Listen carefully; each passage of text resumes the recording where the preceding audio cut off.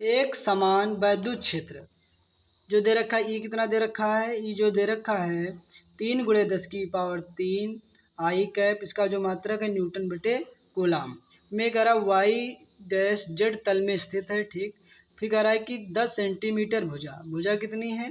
देखो एक मान लेता हूँ, एक समान वैद्युत क्षेत्र बना लेता हूँ। क्या बना लेता हूँ, एक समान वैद्युत क्षेत्र बना लिया।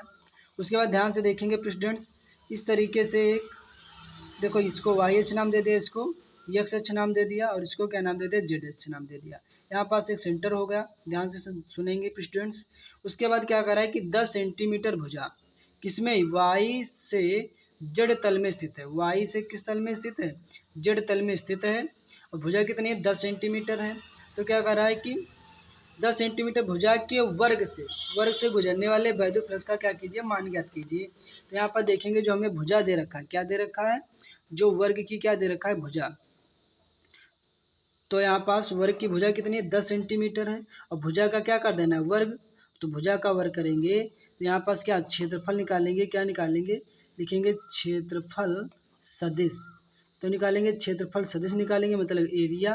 तो ए जो ऐसे रहेगा वेक्टर बराबर, ध्यान से देखेंगे, ये लिखें या एस लिखें, बात एक ही होती है।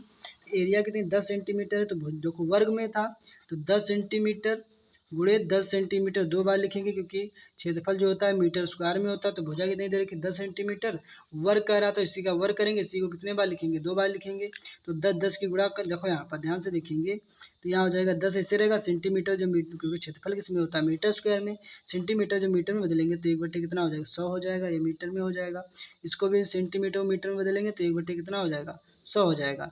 एक जीरो से एक जीरो कट जाएगा, एक जीरो से एक जीरो कट जाएगा, एक एक कम एक सब एक कम ही हो जाएगा। यहाँ पास ऊपर एक हो जाएगा, 10 गुणा कर दाम 100 हो जाएगा। और 100 को क्या लिखा जा सकता है, और 100 को लिखा जा सकता है 1/10⁻², प्लस का 2 ऊपर जाएगा, काहे का हो जाएगा, यहाँ ए वेक्टर बराबर लिखेंगे, प्लस का ऊपर जाएगा माइनस का 2 हो जाएगा। क्षेत्रफल किस में आ जाएगा, मीटर स्क्वायर में आ जाएगा। तो हमें क्या पता चला, वैद्युत क्षेत्र पता चल गया, क्षेत्रफल पता चल गया, एरिया पता चल गया। हमें कह रहा था वैद्युत फ्लक्स ज्ञात कीजिए। तो यहाँ पर जो वैद्युत फ्लक्स निकालेंगे आई कैप, यहाँ भी आई कैप, क्योंकि यहाँ वैद्युत क्षेत्र आई कैप में है, तो इसका जो क्षेत्रफल जो एरिया निकलेगा वो भी आई कैप में होगा। तो वैद्युत फ्लक्स का फार्मूला क्या पड़ा था, फाई ई बराबर E into S. E vector into E मतलब वैद्युत क्षेत्र, इंटू यस मतलब ये क्या है, ये वैद्युत फ्लक्स से है। ये वैद्युत फ्लक्स का फार्मूला होता है फाई ई बराबर ई इंटू यस। ई का मान कितना दे रखा था, ई का मान दे रखा था 3 × 10⁻³ आई कैप, इंटू यस कितना दे रखा है, 10⁻⁻2 आई कैप। अब थोड़ा सुन लेना ध्यान से, आई कैप इंटू आई कैप की मल्टीप्लाई होती है तो इसका मान कितना आता है, 1 आता है। तो आई कैप की मल्टीप्लाई होगी तो 1 आएगा, तो 3 × 10⁻³ रहेगा, यहाँ ×10⁻2 हो जाएगा। ध्यान से देखेंगे 3 रहेगा, 3 में से जब 2 जाएगा कितना बचेगा, 1 बचेगा। तो 10 तियाँ कितना हो जाएगा, 10 तियाँ हो जाएगा 30।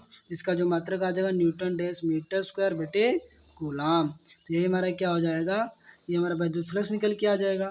तो यही हमारा हो जाएगा राइट आंसर। तो आप सभी को ये जो न्यूमेरिकल है आप सभी के समझ में आ रहा होगा।